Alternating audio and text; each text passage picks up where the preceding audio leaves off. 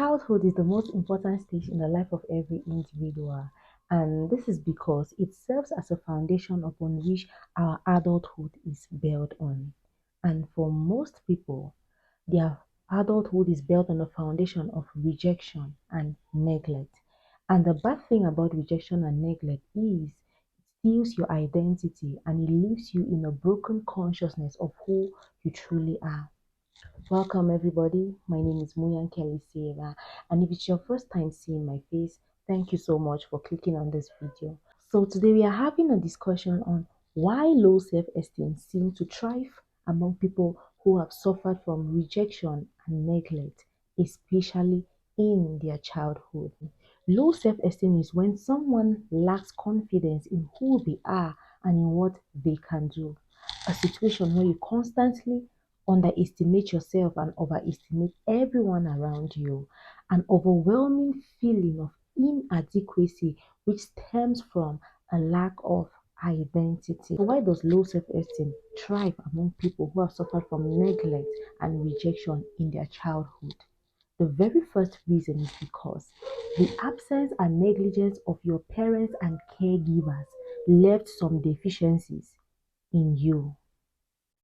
Let's go to Genesis chapter 1. But for the sake of time, I'm not going to read it, but please kindly go through it. So, Genesis chapter 1 gives us a vivid description of the state of the earth when it was just created. Now, in verse 2 particularly talks about the earth being without form, it was void, and it was covered with darkness. The rest of the chapter tells us how God commanded every beautiful thing that we see on planet Earth today into existence. Now, when we are born, this is exactly how we show up into this physical realm without form, which talks of identity. A little baby doesn't know who he or she is and is solely dependent on the parent to help her define who she is and what she stands for.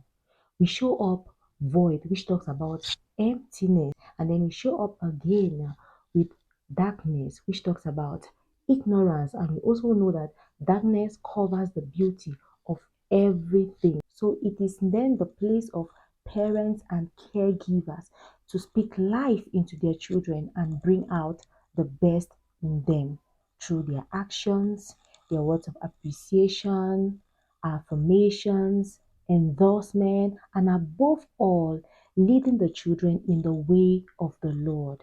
But when a parent is absent or neglectful, it leaves the child with some deficiencies on his or her insight, which later on translates to a diminished sense of worth due to the fact that the child has not gotten any true definition of who he or she truly is and what they can do. The second reason why low self esteem seems to thrive among people who suffered rejection and neglect in their childhood is the fact that the voices of your parents and caregivers in your childhood becomes your inner voice in your adulthood. So if you grew up in an environment where you were disregarded, the people who were supposed to love you did not love you. You were always made to feel like you were not important. You were constantly compared with others and made to believe that you were not good enough and that you are better off than you. Like everything that you did, somehow somebody was going to find something bad about it. What happened is these words and actions did not die. They actually remained on your inside, and over time, they have grown to become a voice. The voice on your inside. And the bad thing about your inner voice is the fact that it is stronger than any other voice. It actually has the power to subdue every other voice around you. And the more you yield to it, the more it becomes louder and stronger. This is the reason why you can look so amazing. You've acquired and achieved so much. You're even in a space where people admire you and they want to become like you. But then you are miserable in all your achievements. Your core is completely empty. There's no synergy between what people see and what is really on your inside. Because Whatever you acquire only increases your net worth and not your self worth.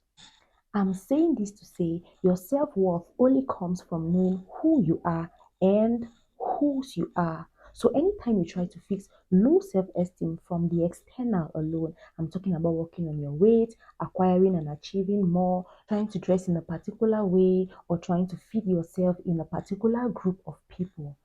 It's just like you taking medications for headaches that is being caused by malaria without actually treating the malaria itself.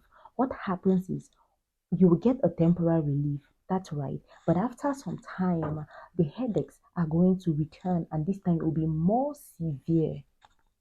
Nothing you achieve, nothing you acquire, nothing you wear. It doesn't matter if you are a size 4 or you're a size 14. These things cannot solve the problem of low self esteem that originated from childhood rejection and neglect.